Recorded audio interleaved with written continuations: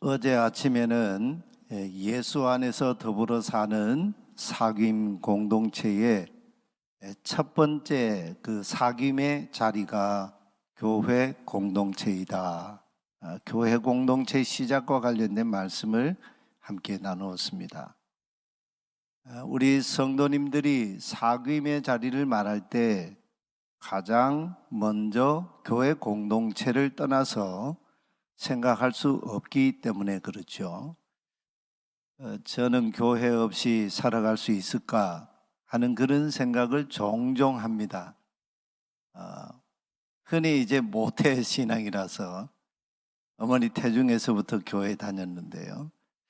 지금도 어릴 적에 고향 교회를 이렇게 가던 그 길, 그 언덕바지 길 눈에 선합니다. 그리고 겨울에 눈이 왔을 때도 보드득 그 눈 밟는 소리, 그러면서 예배 드리러 간 그게 아직도 선하고요. 교회 없이 우리가 살아갈 수 있을까? 저는 불가능하다, 그런 생각을 늘 하고 있습니다.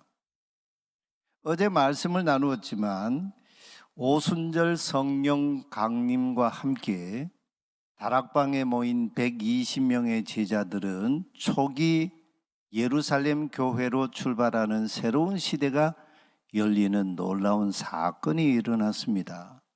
성령님이 임했는데 그 성령님은 교회 공동체를 시작하게 하셨다는 거죠. 그러나 이 초기 예루살렘 교회는 처음부터 지역교회가 아닌 아주 독특한 교회의 모습을 띠게 되었습니다. 지역적으로는 예루살렘에서 시작된 교회이지만 예루살렘이라는 지역에 한정된 교회가 아니었지요. 오순절을 지키려고 예루살렘에 올라왔던 당시 팔레스타인 전역의 사람들은 물론이고 또 당시 로마 제국의 천하로부터 오순절을 지키기 위해서 예루살렘에 올라온 각 나라에서 모여든 세계적인 교회로 출발했습니다. 이게 아주 독특한 교회예요. 참 특이한 교회이지요. 예루살렘에서 온 유대와 사마리아와 땅끝까지 복음이 퍼져나가는 원교회의 모습을 예루살렘 교회는 초기부터 가지고 있었어요. 참, 예수님의 이 예언의 말씀이 이렇게 성취된다는 것이 너무 놀랍지 않습니까? 그래서 오순절 때 임한 성령님이 초기 예루살렘 교회를 통해 하신 첫 번째 사역이 모여든 세계 각 지역에서 온 경건한 순례자들, 유대인들, 또 각각 자기가 태어난 곳, 그 나라의 모국어, 언어로 복음을 전하게 하시고 자기 나라의 난국 방언으로 복음을 듣게 하시는 방언의 역사로부터 예루살렘 교회 일이 사역이 시작이 됐습니다. 참 놀라운 그런 이 은혜이죠. 이렇게 시작한 이 성령 충만한 초기 예루살렘 교회도 온 백성에게 칭송을 받는 교회이었는데, 그렇지만 초기 예루살렘 교회도 첫 출발부터 순탄한 교회가 아니었습니다. 예루살렘 성전 당국자들, 교회가 처음 시작할 때는 아직도 유대 종교의 그 성전이 예루살렘 성전, 예수님을 십자가에 죽이고 예수님과 항상 적대적인 관계에 있던 그 예루살렘 성전, 그 성전 당국자들, 그 중심에 이제 대사내들인 공회원들이 있었지요. 이 강력한 도전을 받았습니다, 이들의. 그런 가운데 또 놀라운 것은 믿는 무리가 한 마음과 한 뜻이 되어서 성도들끼리 모든 물건을 서로 통용하고 자기 재물을 조금이라도 자기 것이라 하는 사람이 하나도 없었다 합니다. 그들 중에 가난한 사람이 없었다. 성경에 이런 표현은 처음 나오죠. 공동체 안에서 가난한 사람이 없었다. 여기 가난한 사람이 없었다고 하는 기준은 그럼 뭘까? 그것은 모든 사람이 다 재산을 공평하게 다 나눠 가져서 그냥 평균해졌다, 평등해졌다 그런 의미가 아니죠. 일용할 양식 먹고 살아가는데 문제가 없을 정도로 삶을 함께 공유했다. 그런 얘기 아니겠습니까? 그 이유가 밭이 있는 자는 그 밭을 팔아서 판 것의 값을 가져다가 사도들의 발 앞에 두었다. 사도들의 발 앞에 두었다는 말은 이 당시 문화로 볼 때 공적으로 이것을 맡겼다. 그런 의미죠. 그래서 사도들이 각 사람의 필요를 따라 나눠 주었기 때문에 가난한 사람이 없었다 합니다. 특히 이 일에 키프로스 섬, 구브로 섬 출신인 레위 족속 사람인 요셉이라고 하는 사람이 본이 되었습니다.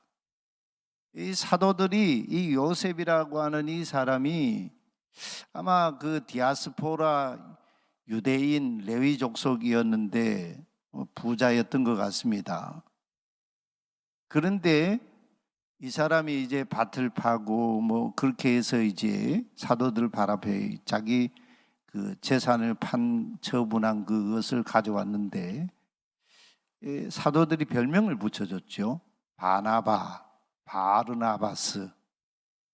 바르라고 하는 말은 아들이란 말이거든요. 나바스, 위로의 아들. 이렇게 별명을 붙여줬습니다. 이 사람은 밭이 있었는데 팔아서 그 값을 가져다가 사도들이 발 앞에 두었습니다. 이 얘기는 이제 구약의 토라의 법에 보면 신명기 말씀에 보면 안식년이나 희년이 되면 면제년이 되면 각 사람의 필요를 따라서 기본 모든 걸 이렇게 다시 되돌려주고 충족시켜주는 그런 해이지 않습니까? 근데 이제 그때는 대개 보면 안식년, 면제년 매 7년마다 다가오는 면제, 그 7년이 또 7번 가서 오는 해가 희년이죠.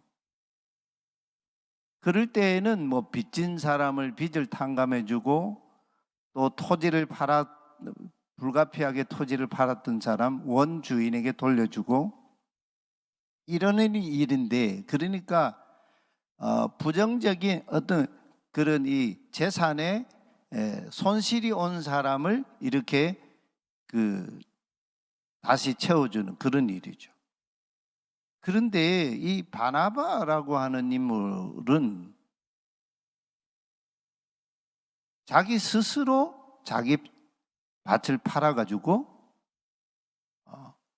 그 원래 주인에게 돌려주는 그런 정도가 아니고 자기 스스로 밭을 팔아가지고 사도들의 발 앞에 두어서 그것으로 필요에 따라서 이렇게 나눠줄 수 있도록 했다. 이렇게 얘기합니다. 그러니까 구약의 토라의 법을 훨씬 능가하는 역사에 없었던 사건이 일어난 거죠.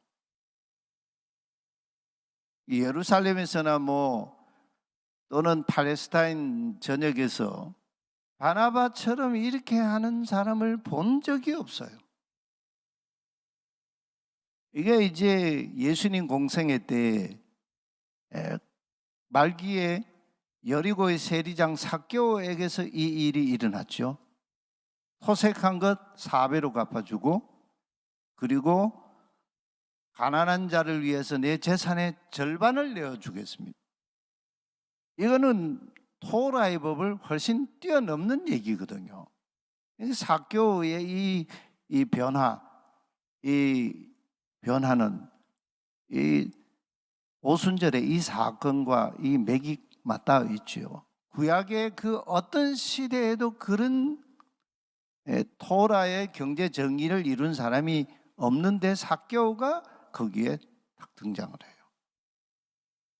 이런 모습이 교회 안에 막 이렇게 서로 간에 일어나니까 온 백성에게 칭송을 받는 교회가 되었다 그럽니다.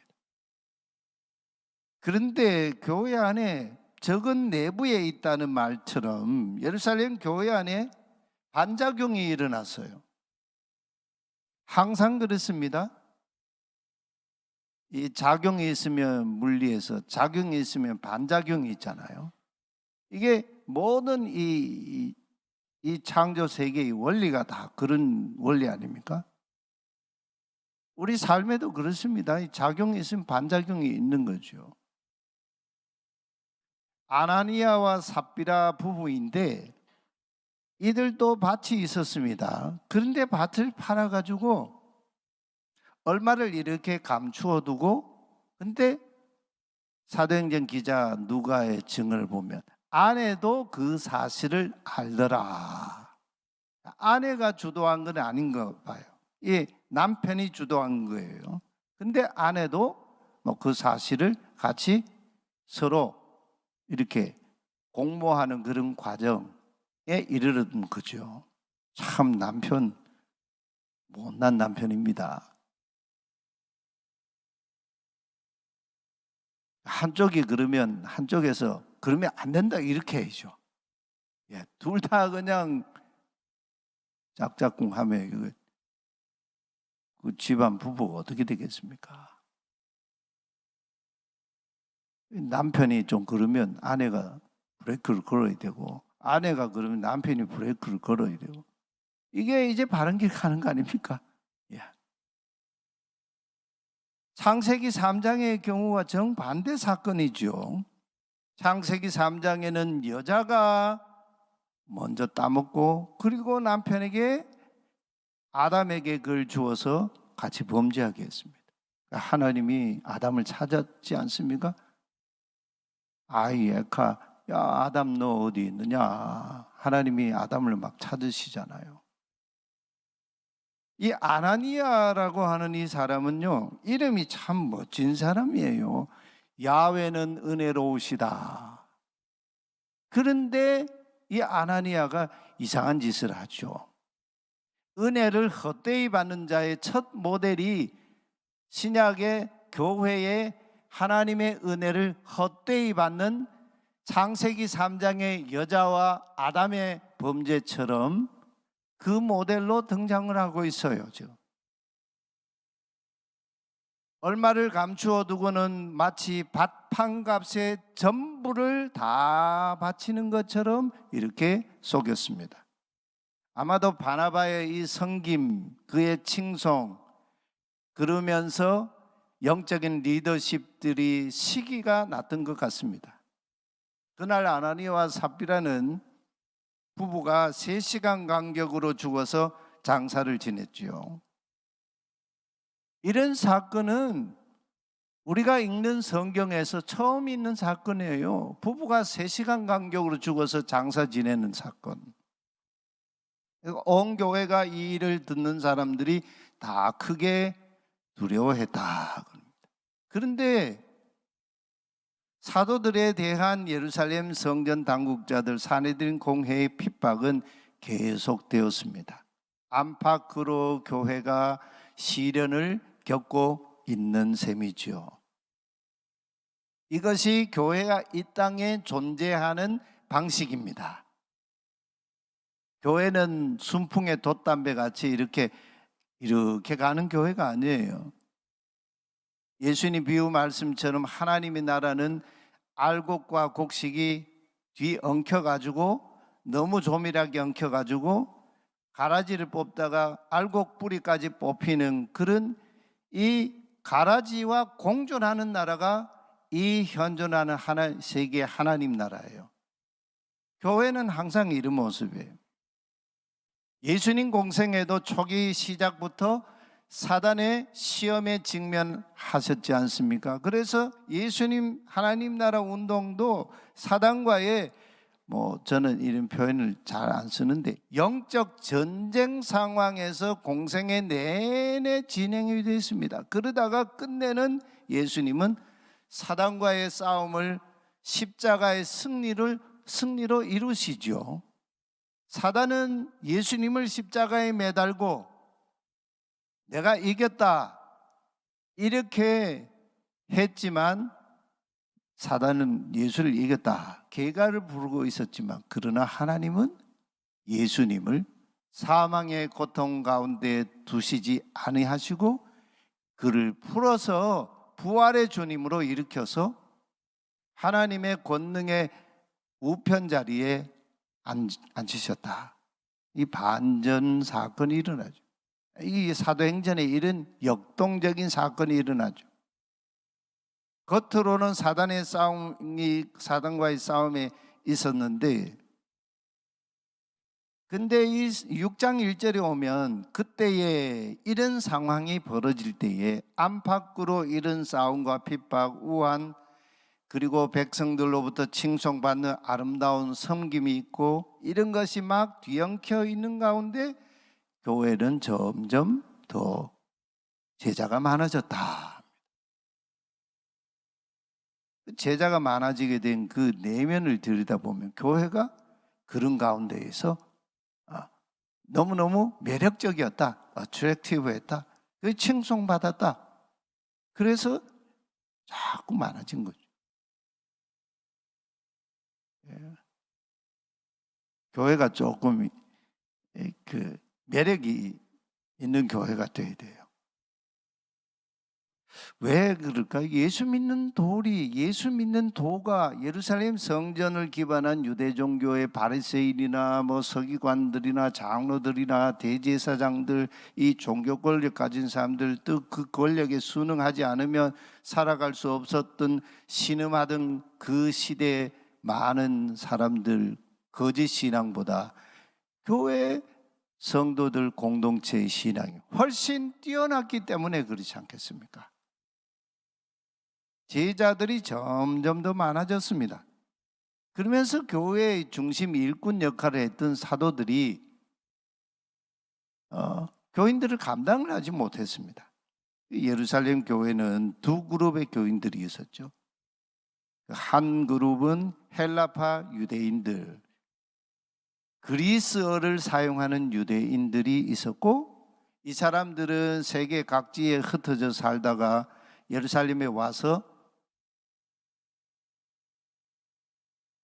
메시아 오심을 기다리고 그러던 사람들이죠. 그리고 또 한 부류는 히브리어를 쓰는 사람, 즉 히브리파 사람인데 예루살렘 토박이들, 아람어를 쓰는 사람들. 당시 예수님이 아람어를 쓰셨지 않습니까? 가난한 교인들이 많았습니다. 당시 남편을 여인 성도님들도 많았고, 그래서 사도들이 공여한 그런 이 재산, 그 물질로 이렇게 구제를 하는데, 히브리파 유대인들이 아람어를 사용하는 사람들과 소통이 더 훨씬 쉬웠지 않겠습니까? 이 사도행전 6장쯤에 오면은요, 사도행전 2장에서 그 오순절 성령 강림이 일어난 그때의 성령 충만해서 각 나라의 방언으로 말을 하던 사도들과 120명 이 제자들의 이 사건이 아마 잦아든 것 같아요. 여러분, 방언도요, 은사는 항상 그게 자동으로 나오는 게 아니에요. 필요할 때 하나님이 주시는 거거든요. 병 고치는 은사도 한번 병 고치면 평생 병 고치는 은사가 있는 게 아니죠. 사도 바울도 자기 병은 자기가 못 고쳤지 않습니까? 이때는 난국 방언으로 말하는 그 초기 역사가 아마 거두어진 그런 시기인 것 같습니다. 헬라어 그리스어를 사용하는 디아스포라 출신 유대인들과의 소통에 어려움이 있었던 것 같아요. 그러다 보니 매일의 구제, 음식 대접하고 하는 그 일에 헬라어를 쓰는 유대인들이 자꾸 구제 대상에서 제외되는 일이 번번이 일어났습니다. 말이 안 통하면 그게 소통이 잘 안 되니까 자꾸 이렇게 공백이 생기지 않겠습니까? 반면에 아람어를 쓰는 사람들은 구제를 훨씬 더 이렇게 수월하게 받았고, 그래서 이 히브리파 유대인들을 막 원망했다 그럽니다. 이것은 뭐 의도적인 어떤 악의적인 편파나 어떤 편협한 그런 이 구제, 뭐 의도적으로 그렇게 했다고 볼 수는 없는 문제예요. 소통의 문제예요. 교회 안에도 그렇죠. 의도적이지 않은데 소통이 안 돼 가지고 이게 길이 잘 막히고 그런 일들이 있습니다. 그럴 때는 뚫어주는 사람이 있어야죠. 예. 그래서 사도들은 모든 제자들을 불렀습니다. 아마 그 관계된 사람들을 불렀지 않겠습니까? 헬라어를 쓰는 사람들이 구제에서 제외되는 상황을 잘 아는 사람들을 찾아 불렀지 않겠습니까? 그래서 제의합니다. 형제들아, 너희 중에서 성령과 지혜가 충만한 사람, 칭찬받는 사람 7을 택하라. 여기 7이라고 하는 사람은 7 집사가 아니에요. 오늘날의 그 7 집사가 아니에요. 이때는 집사 제도가 없어요. 사도행전은 7 사람이에요. 7. 뒤에 이제 그 26장에 가면 빌립의 집에 뭐 그 집사 빌립 뭐 이런 얘기가 나오는데 그 원어에는 없는 얘기죠. 그리고 번역 성경에도 쬐끄맣게 써놓죠. 그것 번역 때문에 7 집사 그러는데 7 집사 아니에요. 7 사람이에요.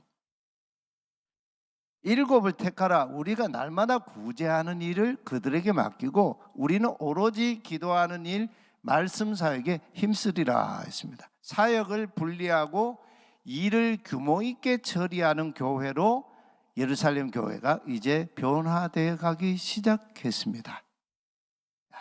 아주 좋은 방향으로 가고 있지요. 그래서 믿음과 성령이 충만한 사람 7을 택했는데 이 7 사람들이 다 헬라파 유대인들이었습니다.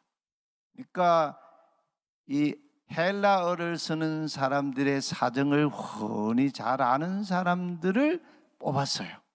그래서 뽑아가지고 이 사람들을 사도들에게 전거를 했습니다. 스테판, 빌리, 브로고로, 니가노르, 디몬, 바메나, 유대교에 개종한 안디옥 사람 니골라, 이런 7 사람을 뽑아서 사도들 앞에 세우니 사도들이 그들의 머리에 손을 올려놓고 안수하여 기도했다 합니다. 이렇게 하여 결과가 뭐냐? 하나님의 말씀이 퍼져나갔다 합니다. 중단이 되지 않고 퍼져나갔다 합니다. 예루살렘에 있는 이 제자들의 수가 더 심히 지속적으로 많아졌다. 이러다가 이제 예루살렘 핍박이 임하면서 막 다 흩어지지요.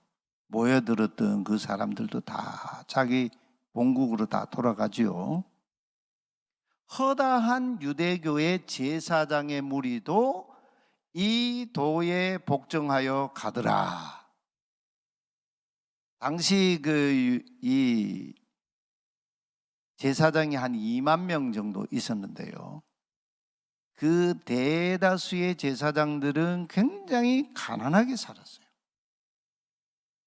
예루살렘에 있는 그 종교 핵심 제사장들, 뭐 대제사장하고 이렇게 밀착되어 있는 사람들, 이런 사람 소수만이 그렇지 굉장히 어려웠어요.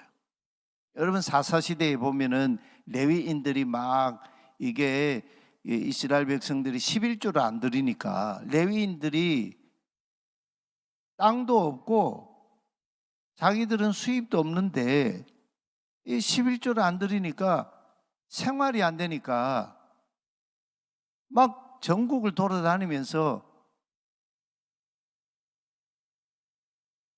우상 신상의 그 제사장 노릇하고 막 이런 일들이 벌어났지 않습니까?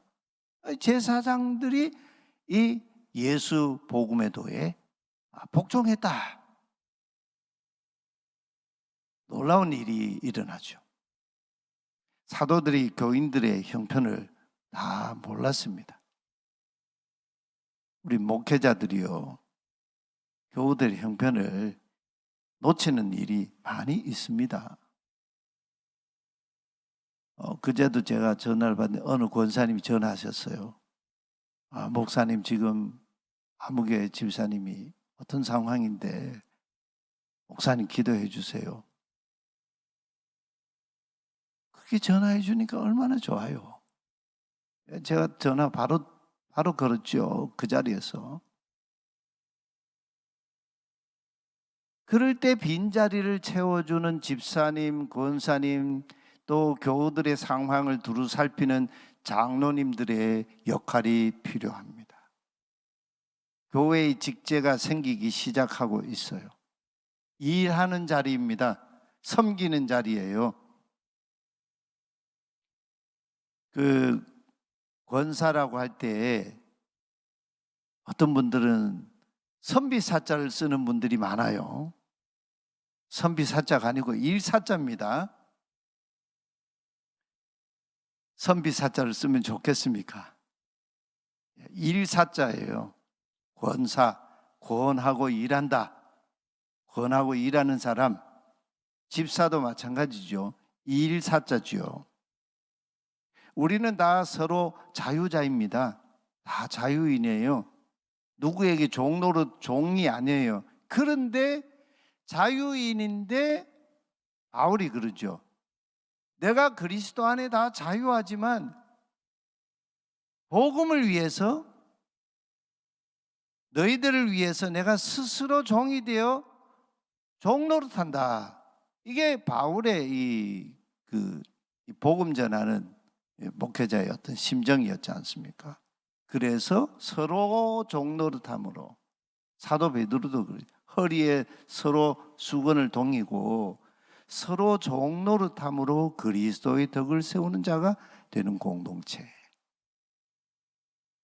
교회는요, 누가 군림하고 누가 그냥 이렇게 지배하고 통제하고 다스리고 또 다스림 받고 이런 공동체가 아닙니다. 서로 섬기는 자리입니다. 목회자도 그래요. 담임 목사가 부교육자들을 막 통제하고 다스리고 그냥 억누르는 그런 목사가 아니에요. 동력자죠, 동력자. 같이 함께 그리스도에 맡겨주신 양무리 목회를 함께 동력해 가는 거죠. 팀 미니스트리 하는 거죠. 서로 종노릇하는 섬김이 우리를 구원하시기 위해 섬기려 오신 예수님의 본을 받는 삶이 아니겠습니까? 토마스 캠피스의 그리스도를 본받아 하는 이 책은 너무너무 유명한 고전이죠. 우리 장로님들 임직 하실 때 제가 그 책을 같이 공유하고 읽자 했습니다. 토마스 캠피스, 그리스도를 본받아. 근데 오늘 말씀에 우리가 한 가지 기억할 게 있어요. 우리 1년 내내 우리 인생의 어떤 전환점이 되는 그런 말씀으로 가슴에 새겼으면 좋겠습니다. 사귀면은요, 코이노니아에는 원래 예루살렘 교회가 처음에 그 코이노니아 공동체가 될 때는 물질을 서로 공유하는, 아까 말씀드렸잖아요. 그게 이 코이노니아의 출발점이었어요. 테코이노니아. 이게 출발점이었어요. 사귀면은 섬김, 물질이 반드시 필요합니다.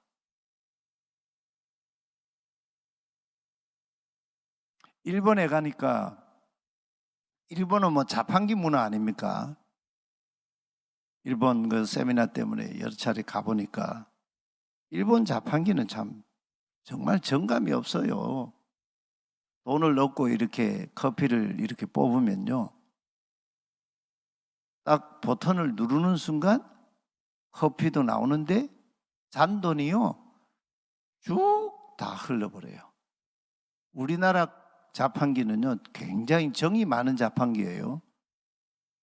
1,000원짜리 커피면 5,000원짜리를 넣으면 잔돈이 나옵니까 안 나옵니까? 안 해보셨어요? 안 나와요. 커피 한 잔 눌려도 잔돈 안 나오지요. 반환 레버를 작동을 해야 나와요. 우리는 커피 한 잔 마시러 갔다가 5,000원 넣고 옆에 누가 있으면 뭐라 하죠? 커피 하실래요? 그리고 한 잔 드리잖아요. 이게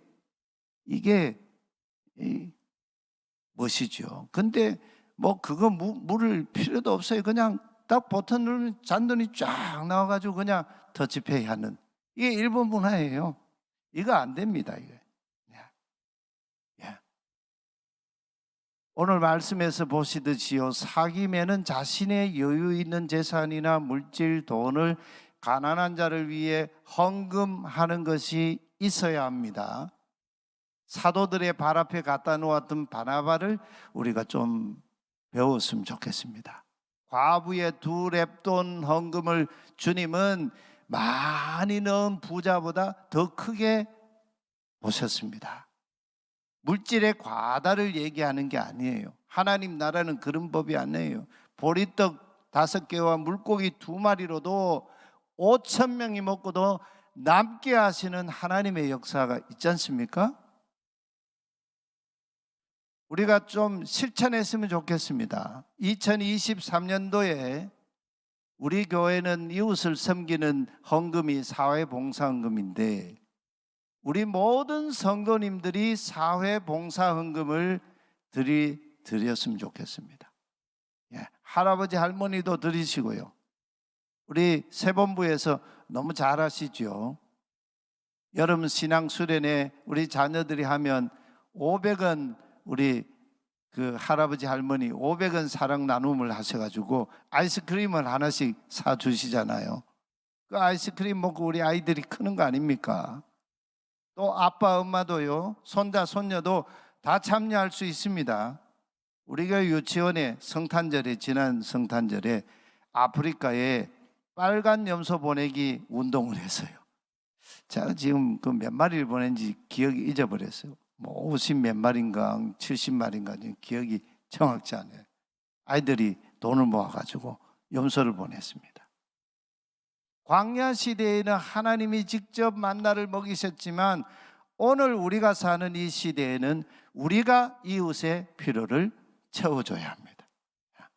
사도행전 공동체, 우리 정릉교회 이수 안에서 더불어 사는 사귐 공동체, 이 공동체 되면 얼마나 아름답겠습니까? 칭찬받는 우리 교회 되기를 소망합니다.